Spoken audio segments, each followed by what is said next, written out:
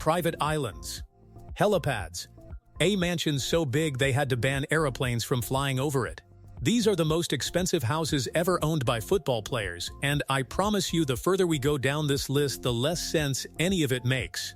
Gareth Bale, the golf course problem. Let us start with Gareth Bale, because his house situation tells you everything you need to know about this man before you even look at the building. Bale spent the better part of a decade at Real Madrid being paid approximately $500,000 a week. He was one of the highest-paid athletes on the planet. And what did he do with that money? He bought a $5 million mansion in the suburbs of Madrid and then built a full 18-hole golf course behind it. Not a driving range, not a putting green, an 18-hole golf course. In his garden. The main house has 8 bedrooms, a cinema room, a gym, and a pool that looks like it belongs on the cover of a magazine.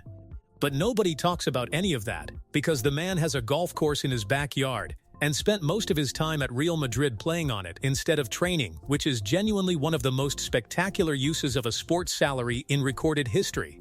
Real Madrid fans were furious. Bale did not care. He had 18 holes waiting for him at home and a helicopter to get there faster. Harry Kane, the understated one. Harry Kane has scored more goals for England than any player in history. He signed for Bayern Munich in 2023 for $100 million and earns around $20 million a year. He is one of the most famous footballers alive. His house in Munich reportedly cost around $4 million.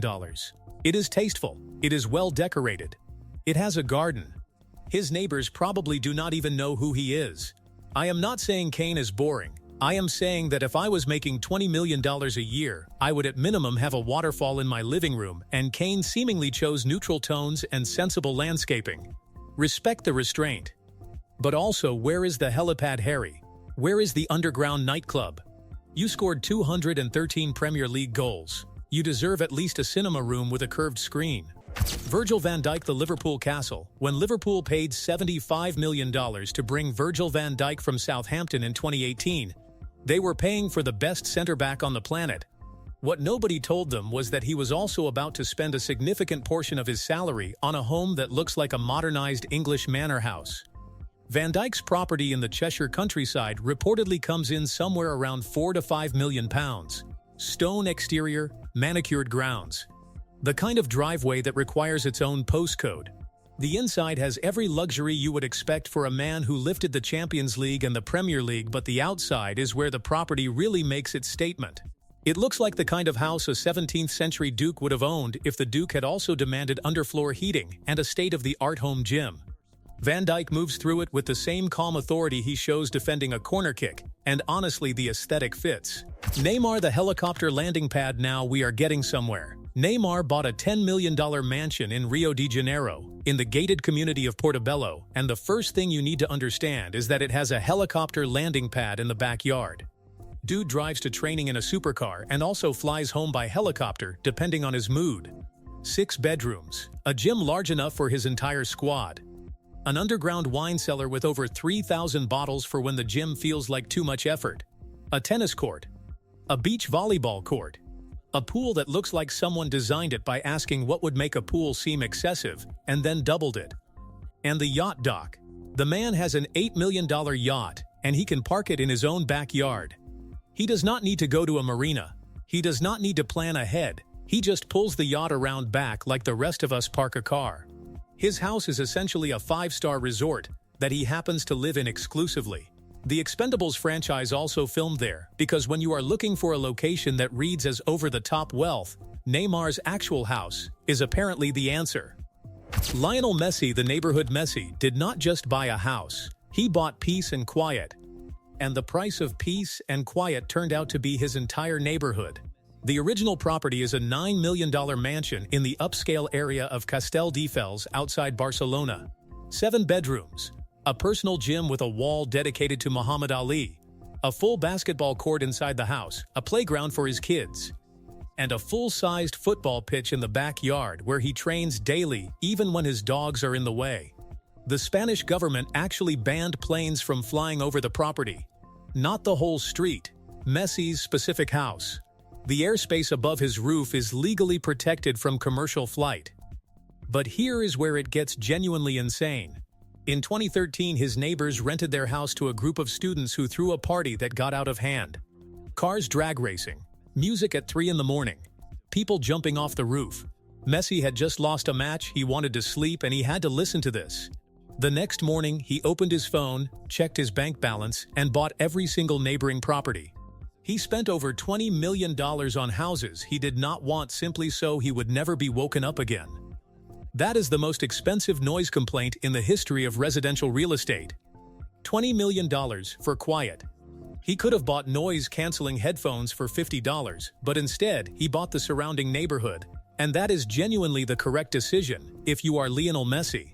David Beckham, the skyscraper penthouse. David Beckham has earned over $800 million across his career, and he spent $28 million of them on a penthouse in Miami that sits on the 61st floor of a 700-foot skyscraper.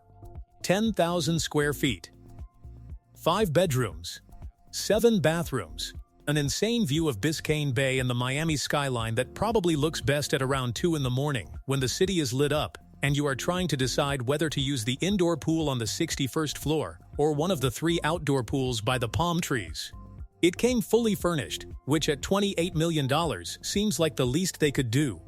He has a 2-floor personal gym, a cinema, and a helipad on the roof for the days when the elevator down to the lobby feels like too much of a commute. But the penthouse is just the Miami home.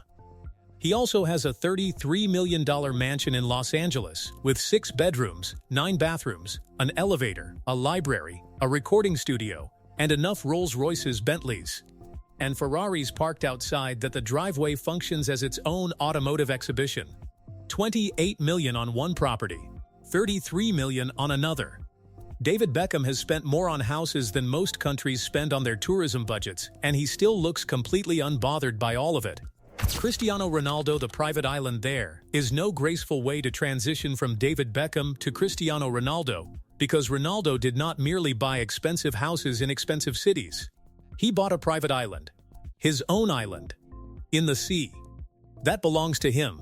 He has spent over $50 million on properties across his career. The $2 million mansion in Turin, the 1,700-square-foot penthouse in Lisbon overlooking the Tagus River, the luxury villa in Madeira where he grew up, but the private island on Ilha do Pessegueiro off the coast of Portugal is the one that ends every conversation about footballers and their homes, because there is nowhere left to go after a man owns his own island.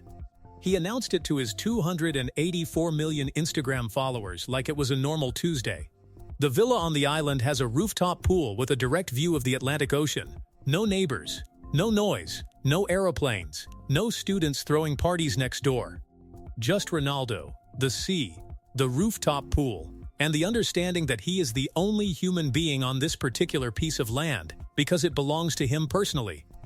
But here is the part about Ronaldo that is worth understanding alongside all of this. He grew up in Madeira, in a family that had almost nothing. His parents moved house constantly. His family shared beds. There were nights without enough food. When Ronaldo was 15, his heart began beating out of control, and he collapsed. The doctors told his family they needed to perform emergency surgery immediately, or his career, and possibly his life would be over. They performed the surgery. He recovered. And from that point, Ronaldo trained with a specific understanding that time is not guaranteed. That the promise he made to his family to make something of himself and to make sure they never struggled again had almost been taken from him before it began. He made those promises good. His mother, his sisters, his brother, they all had homes before he started seriously upgrading his own. The island, the villas, the $100 million net worth is what came after that.